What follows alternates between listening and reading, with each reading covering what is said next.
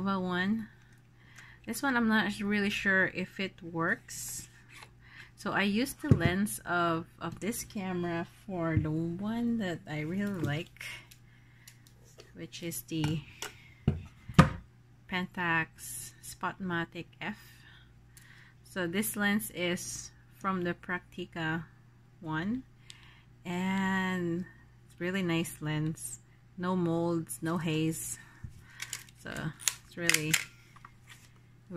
it will be really good photography session for tomorrow. So this one will be the first one to be tried after my day shift tomorrow.